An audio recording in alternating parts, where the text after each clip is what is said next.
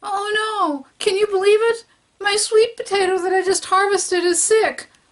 I need to cure it.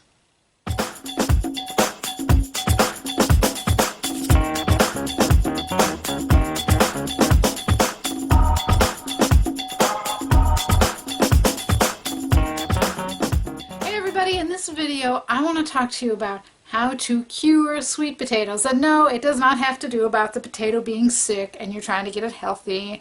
I'll get into that in a moment. First of all, if you've missed my video about the easiest way that I've discovered how to grow sweet potatoes, no digging required for the harvest and very little water required during its growing period, I'm pointing to the link right there. See that little eye up there? That'll take you to that video on the easiest way to grow sweet potatoes.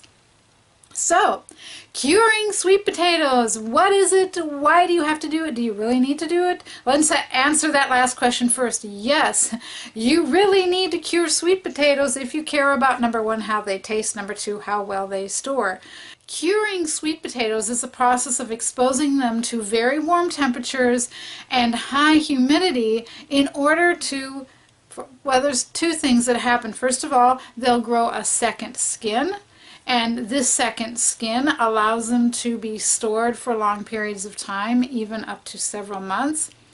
And the second reason is the curing process also begins the conversion of the starch in the tuber to sugar. See, what will happen if you just go out, dig up a sweet potato, even if it's a nice big one like this, and you decide to have it for dinner that night, you cut it up and steam it, or you bake it, whatever, it's not going to taste very good. It's going to have a very bland taste, and you're going to be like, oh, I did something wrong growing my sweet potatoes. They didn't turn out. No, that's not it at all. They need to cure first. They need time for the starch in the root to convert to the sugar to give the sweet potato that nice, rich, sweet flavor that we all know and love. So that's the why behind curing sweet potatoes. You have to do it. It's really not an option if you're going to grow sweet potatoes. Now to the how. How do you cure sweet potatoes? First, there's some preparation you need to do. Now you can do this as you harvest. My son harvested almost all of the sweet potatoes from our first batch. And I didn't ask him to do this part. But if you do it while harvesting, then you don't have to take a couple of hours later to do it individually. But there's two parts to preparing a sweet potato for curing. And number one is brushing off all the excess dirt. This has quite a bit of extra dirt. I've got a bucket over here so I don't get dirt all over the floor, and I'm just smearing the dirt into the bucket. And then, of course, you know, when you go to cook it, you're going to want to scrub it with underwater. But then, check it out. Look, there's this kind of root-like thing.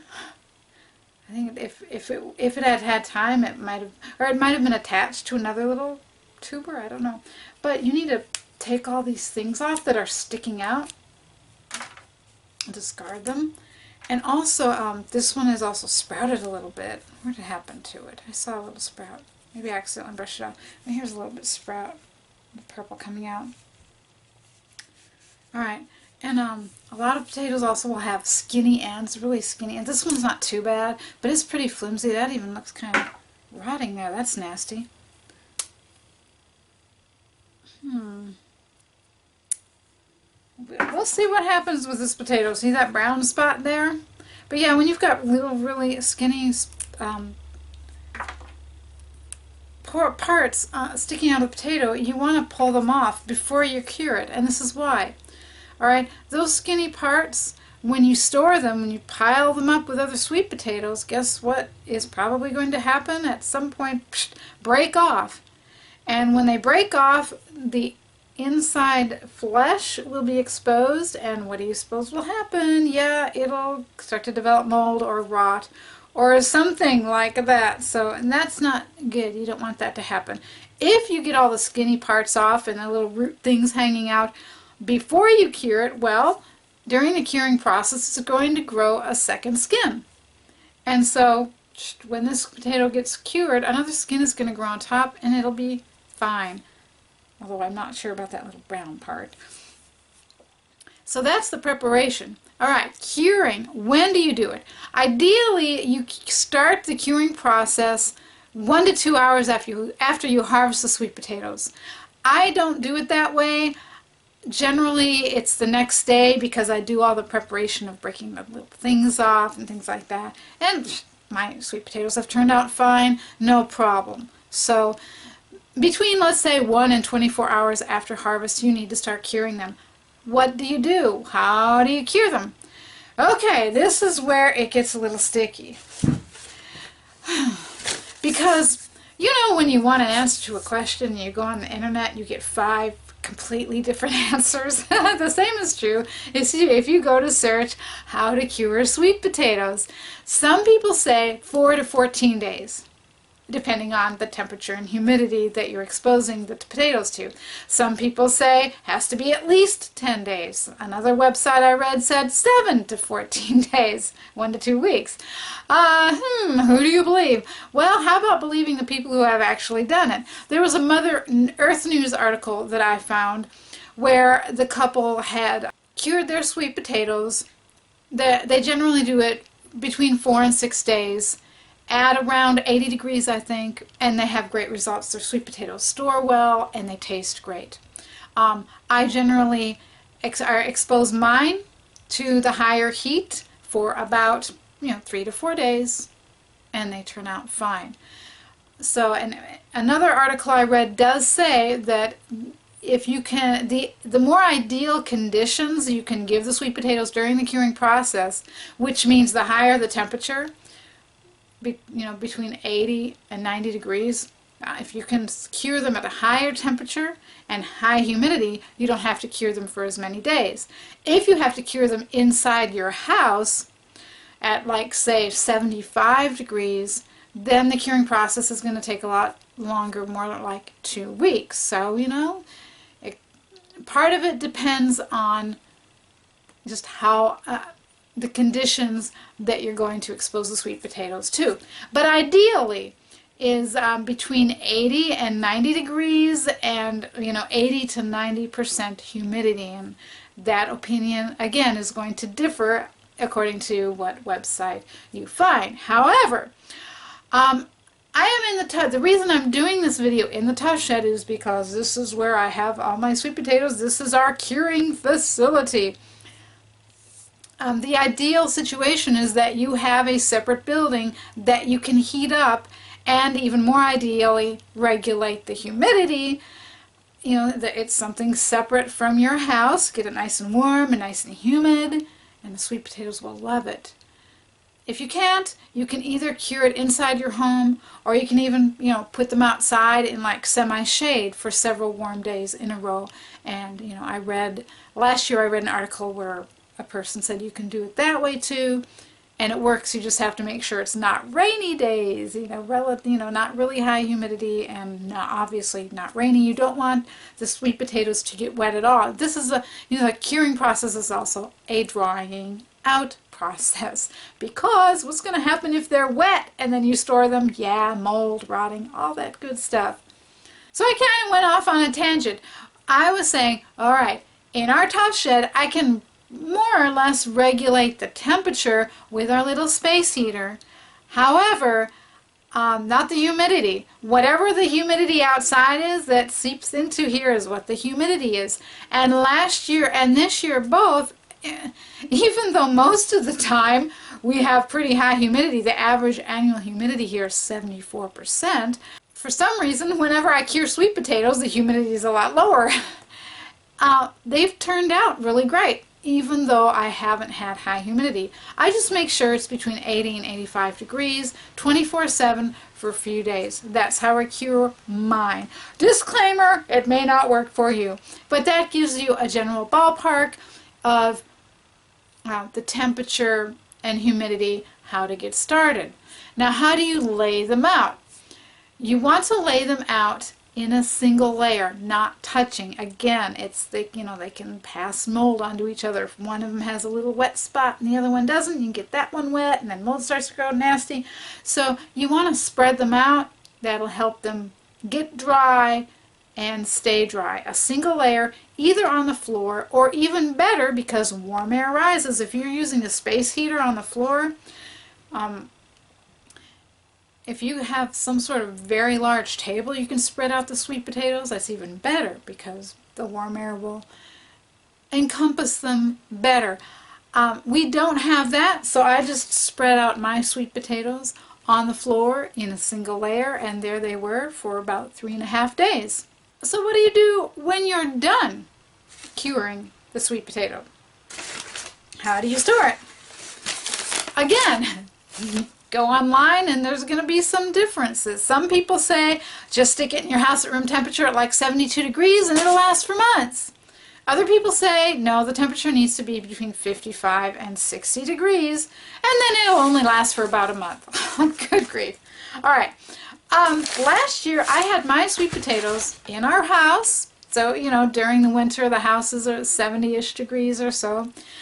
They did start to grow sprouts right around sometime, probably late February, but they still tasted good when I cooked them. And I did just discover too, if you put apples, rotate apples in the boxes where you store your sweet potatoes, the apples prevent sprouting. So guess what I'm going to do this year? Yeah, something, that little chemical that the apple gives off, it prevents the sweet potatoes from sprouting. So I'm going to try that this year. So what you want to do when you're done curing the sweet potatoes is, first of all, if there are any that are obviously rotting, like it's got really dark skin that's flaking off, that's not from the curing process, that's because it's a bad potato. Throw it out, okay?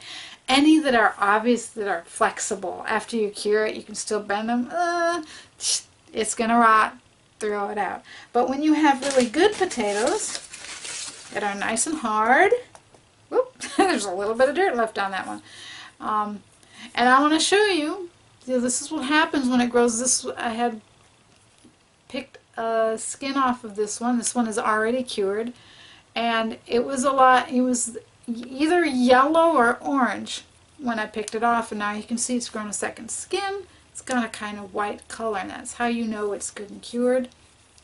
But this one's nice and hard, and so it's good for storage. It's ready to go. What do? You get pieces of newspaper, or I use the brown paper that a certain large online store uses for packing. During shipping, what they use for packing, I rip that into shreds. You can rip up brown paper bags, and I got some dirt in my eye. I'm sorry. Okay. Yeah, just wrap them up like that, and then put them in boxes. In the boxes, it's okay to pile them up. And the reason you want to wrap them in paper like this is in case one starts to go bad, that mold or rottedness or whatever won't very easily spread to the other potatoes. Last year, I didn't have any problems. The only problem I really had was little teeny tiny ones shriveling up and drying before I got to eating them or got to cooking them, and also obviously the sprouting. So before I made this video, by the way, if you can hear the wind in the background, it's because it's it's very windy outside today. But before I made this video, I had made another video about curing sweet potatoes, and it was way longer than it needed to be. But I did talk about something that needs to be talked about, so I'm going to clip that in right now. I want to talk about a couple anonymous things, little bits here, and that is, what do you do with teeny weeny potatoes, and what do you do with potatoes if a critter has gotten to them? And by the way, I know this was the doing of a possum, maybe two. I'm not going to get into the reasons. There are several reasons why I know. I'm 98% sure that a possum did this munching of the sweet potatoes. Yes, but this is one reason. It's better to grow sweet potatoes in an enclosed garden. Hello. The reason I had it outside of the garden this year was because I'm doing different things in the garden, and I needed, changing things up, let's say. So hopefully this won't happen to me again. But is this potato any good? Are we actually going to eat these potatoes that a creature has gotten their germs and blah, blah, blah. Well, first of all, we don't eat sweet potatoes raw. We cook them. The germs would all be killed off. However, I am planning not to cook these and serve them to my family. But if you'll notice, there's a whole lot of good potato left on this thing. And guess what? This will eventually sprout. So, the ones that have been munched on, and there's still a good bit of root left, I'm going to put them in a separate box and use these specifically. I'm sure I'm going to have to buy more for planting, but I'm going to start with these. Okay, I'll save these for sprouting next year and planting. So basically, the ones that have been eaten on are going to be seed potatoes. What about these teeny tiny ones? Well, I can tell you for a fact, if you take a little skinny sweet potato like this, and you have it for probably over a couple of months in storage, it's going to start to dry up and shrivel and be tough, you know, just kind of, it's not going to be hard anymore, it's going to be kind of rubbery and not any good. So what I'm going to do with all these little ones is I'm going to also put these in a separate box, and if they're still good in 2 months when I start cooking these sweet potatoes, if they're still good, these are the first ones I will use before they have a chance to shrivel up. So that's just that's a couple of suggestions to you when you come across sweet potatoes that you think you shouldn't serve to your family. Now, you know, seed potatoes and eat these first. Now they may shrivel up before they're really ready to eat. I can't remember from last year what happened, you know, how soon they shriveled up. But I think if we eat them first, I think they'll be good. But it's, you know, it's worth a shot. I have a lot of little ones, and they all add up to some food, right? All right, so there you go. There's the why and the how to cure sweet potatoes and how to store them afterwards. 55 to 60 degrees if you can manage. Do not refrigerate. Do not get below between 50 and 55. Starting to get below 55, you're starting to risk, and if it's below 50, not good. The reason is that they develop some sort of cold damage when they are exposed to refrigerator temperatures for more than a few days. And what happens then is they end up just not tasting right when you cook them. It's not that they'll go bad or anything, but it's like refrigerating tomatoes. When you refrigerate tomatoes for several days and then you cut it up and try to put it in a salad, it just won't taste right. Same thing with sweet potatoes.